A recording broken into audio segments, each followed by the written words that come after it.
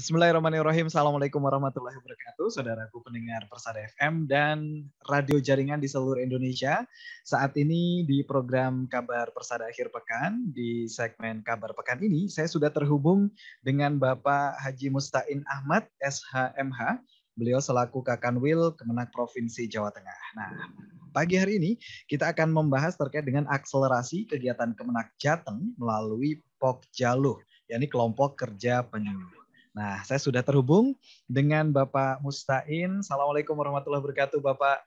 Assalamualaikum warahmatullahi wabarakatuh. Mas Irwan, selamat pagi. Salam sejahtera untuk kita semua, RRI, semua yang saya hormati, dan segenap para pendengar dimanapun radio ini bisa terjangkau ya. Ya, baik. Ya, Pak Mustain. Ini suara Pak Mustain didengar di Radio Persada FM dan seluruh Persada radio FM, seluruh Indonesia. Ya. Siap. Nah, Pak Mustain, ini mohon waktunya sejenak. Jadi kaitannya dengan Pokjaluh nih, Pak. Jadi apa sebenarnya tujuan dari Pokjaluh ini dan apakah di masing-masing kabupaten dan kota di seluruh Jawa Tengah ini ada nih, Pak Mustain? Penyuluh ya. Pokjaluh itu kelompok kerja penyuluh. Jadi ini merupakan organisasi para penyuluh di dalam mengelola tugas, fungsi, kewajiban dan kewenangannya.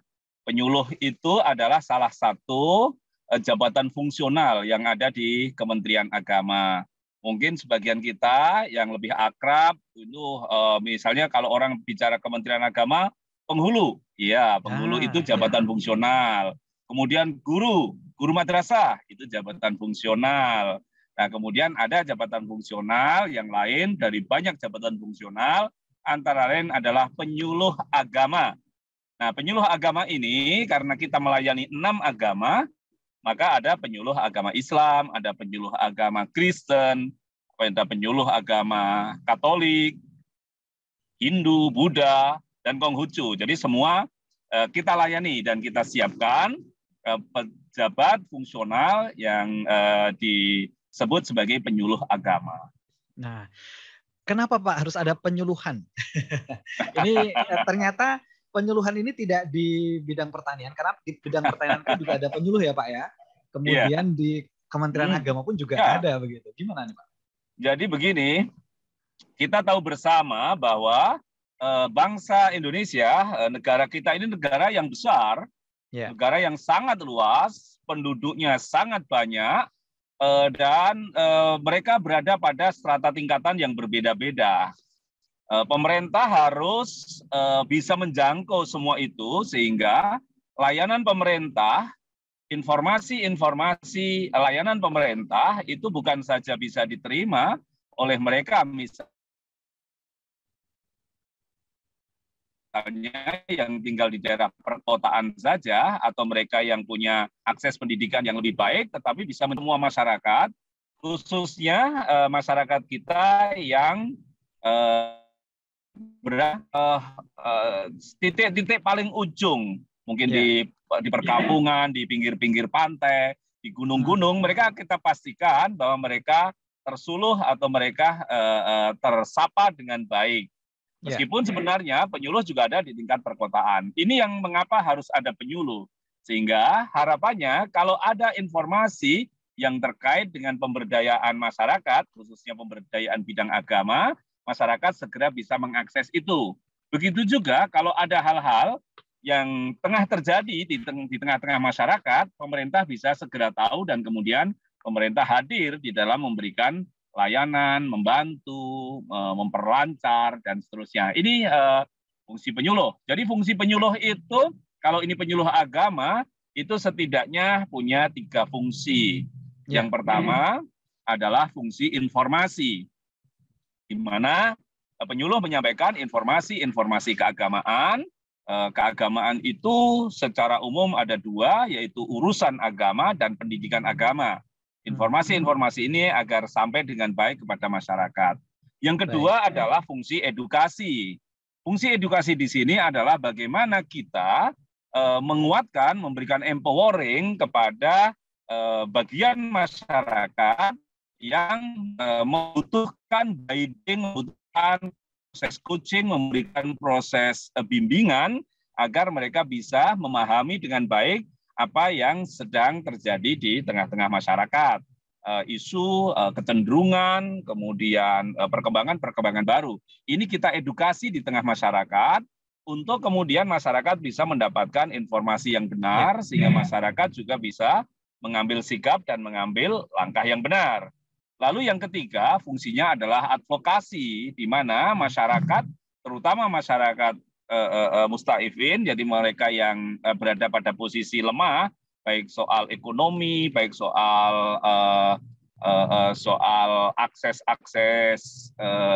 informasi, strata pendidikan dan sebagainya, mereka teradvokasi sehingga hak-hak mereka bisa kita lindungi, kita bantu dengan baik. Ini setidaknya fungsi-fungsi yang dijalankan oleh para penyuluh. Baik. Wah, ini nantinya akan ada Pak Mustain yang lainnya di masing-masing kota dan kabupaten ya, Pak? Harus ada. Saya sesungguhnya bagian dari salah satu corong dari para penyuluh yang ada di lapangan itu. Ya. Baik. Nah, kemudian Pak, kegiatan prioritas apa nih Pak yang menjadi hal yang utama bagi Kemenak di tahun 2022 khususnya, Pak? Jadi membaca kondisi yang sekarang sedang tumbuh di tengah-tengah masyarakat itu dua hal. Membaca dari itu. Yang pertama adalah semangat bangsa kita, masyarakat Indonesia di dalam beragama yang terus meningkat. Luar biasa perhatian kita terhadap urusan atau soal-soal keagamaan. Bila dibanding dengan 10 atau bahkan 20 tahun yang lalu, terasa sekali bahwa soal-soal agama belakangan ini 5 tahun terakhir, 10 tahun terakhir ini menjadi perhatian yang serius, ya, Pak? Sangat serius di semua lapisan masyarakat. Ini kondisi yang pertama. Kondisi yang pertama. Lalu yang kedua, kita juga berhadapan dengan keterbukaan informasi dan kemajuan IT, teknologi ya. Nah, ini kemudian juga berimbas kepada bagaimana cara kita menjalankan, bagaimana kita mempelajari, memahami, mengamalkan agama. Oleh karena itu, maka di dalam memberikan pelayanan, di dalam masyarakat yang dalam suasana seperti itu, Kementerian Agama menetapkan 7 program prioritas. Yang ini diharapkan akan mulai berjalan, bahkan sudah mulai kita jalankan sejak tahun 2021, dan nanti insya Allah nanti titik puncak hasil nyatanya akan terlihat nanti di 2024. 7 program prioritas itu yang pertama adalah penguatan moderasi beragama. Yang titik tekannya adalah tentang toleransi dan kerukunan. Ini moderasi beragama. Agar orang membawa agama itu dalam suasana yang tidak berlebih-lebihan. Jadi pada suasana yang moderat, yang berada di tengah. Kalau di dalam konsep bahasa Islam itu namanya Islam wasatiyah. Gitu. Yang kedua adalah transformasi layanan digital, di mana layanan-layanan keagamaan khususnya termasuk pendidikan agama, ini kita sudah ada namanya pendaftaran nikah online, pendaftarannya loh ya, bukan nikahnya. Kemudian pendaftaran haji online, kita sudah ada namanya kelas digital, sudah nggak ada lagi kalau masa kecil saya itu pakai mencuci papan tulis, nggak ada lagi karena nggak ada papan tulisnya. Sekarang adanya layar TV dan sebagainya. Ini layanan-layanan digital. Kemudian yang ketiga, revitalisasi KUA. Selama ini masyarakat mengira KUA itu kantor urusan asmara. Baik. Nah, ini kantor urusan agama. Jadi fungsi agama tentu bukan hanya pernikahan saja, tetapi sisi yang lain. Kemudian yang keempat, itu adalah kemandirian pesantren. Kita punya 4.000 lebih pesantren di Jawa Tengah, besar dan kecil, dengan jumlah santri yang sangat besar, 600.000 santri, ini terus kita berdayakan, khususnya di Jawa Tengah. Kemudian yang kelima adalah Islamic Cyber University. Ini program nasional, di mana guru-guru agama, para tokoh-tokoh agama itu bisa mengakses pendidikan secara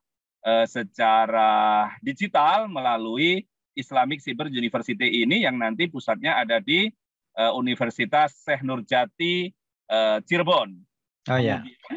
Yang keempat adalah, yang keenam adalah tahun toleransi. Jadi tahun toleransi kita nanti tahun 2022 ini, Mas Irwan, kita ini akan jadi tuan rumah di berbagai kegiatan di berbagai kegiatan internasional ya, maka kita harus tunjukkan pada dunia bahwa kalau mau belajar tentang toleransi, belajarlah kepada Jawa Tengah. Indonesia dan khususnya nanti tentu Jawa Tengah.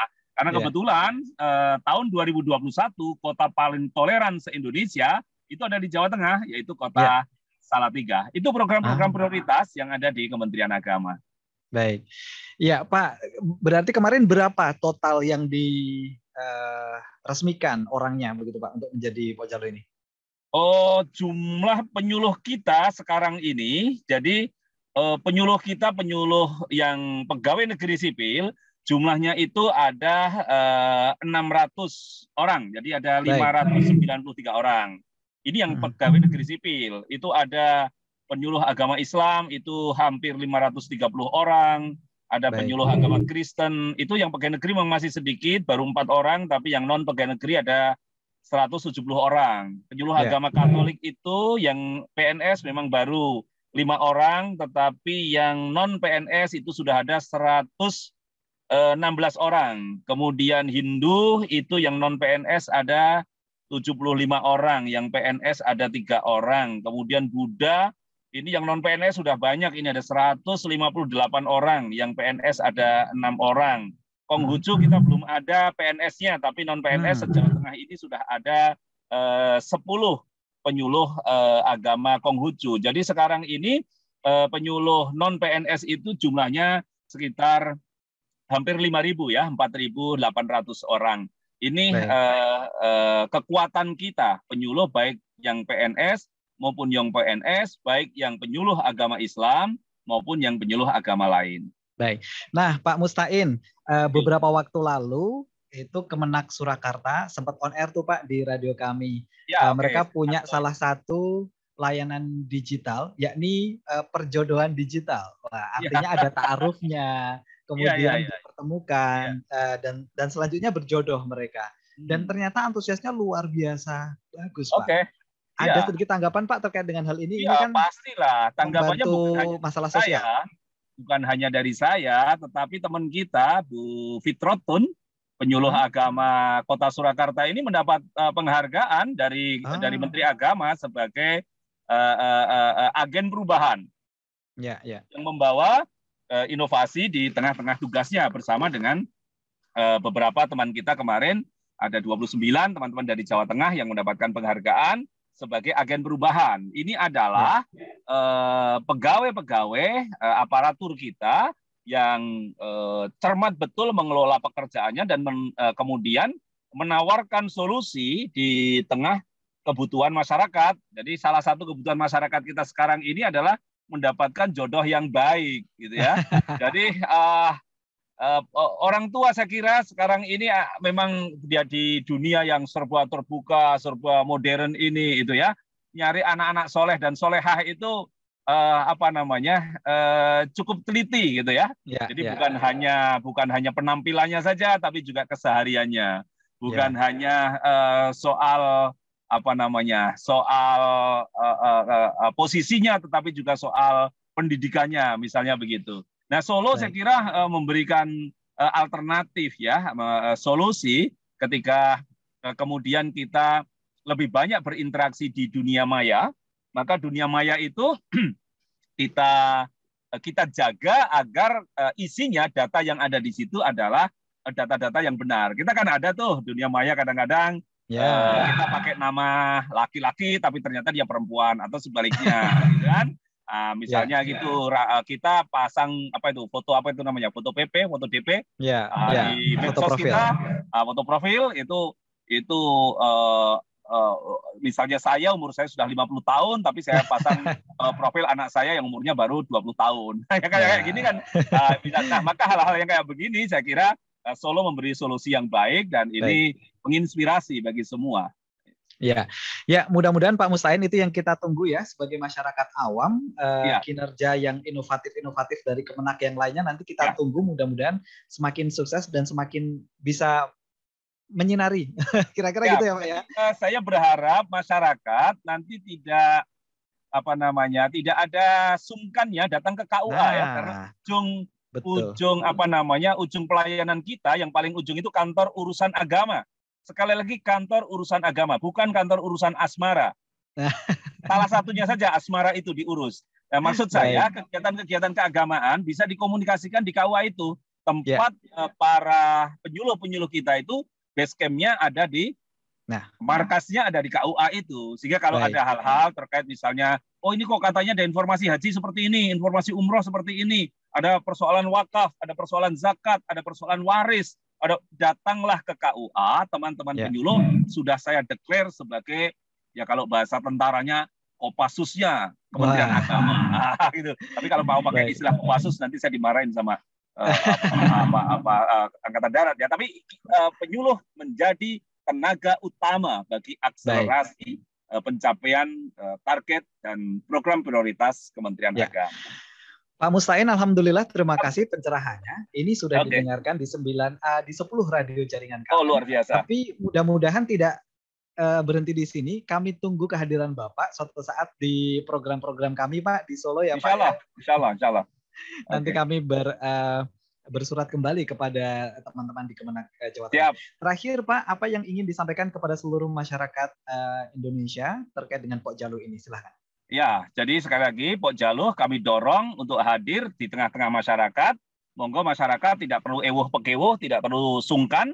Silahkan teman-teman penyuluh ini dijawil. Kalau ada hal-hal yang perlu mendapatkan bantuan, perlu mendapatkan informasi, pencerahan, dan sebagainya, insya Allah penyuluh-penyuluh sudah kita siapkan secara fisik dan mental. Mereka akan siap membantu masyarakat. Jangan ewuh-pekewuh. Dan kita jaga kekompakan kita, persaudaraan kita, persatuan dan kesatuan kita, ukhuwah kita, agar modal ini bisa kita gunakan di dalam kita menghadapi kesulitan-kesulitan kita di masa kini dan masa depan, sehingga kita akan merubah kesulitan-kesulitan itu menjadi peluang-peluang yang akan menghasilkan prestasi kita, kegemilangan kita di masa depan.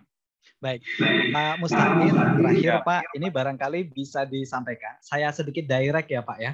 Jadi barangkali nanti Bapak bisa menyampaikan kepada saudaraku pendengar Persada FM dan jaringan di seluruh Indonesia, yuk lebih akrab dengan KUA. Kira-kira gitu Pak. Oke. Ya. Monggo silahkan Pak. Saya tambahin itu ya, bisa saya tambahin yang kantor urusan agama bukan asmara itu ya. Boleh silahkan nanti Pak.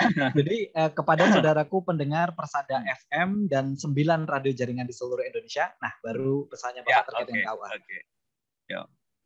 Baik, yuk saudara-saudaraku, para pendengar Persada FM dan jaringan dan radio jaringan seluruh Indonesia, ayo makin akrab lagi untuk berkomunikasi dengan KUA, Kantor Urusan Agama, bukan hanya kantor urusan asmara. Layanan-layanan keagamaan di luar soal nikah akan diberikan layanan yang prima kepada saudara-saudara semua. Terima kasih.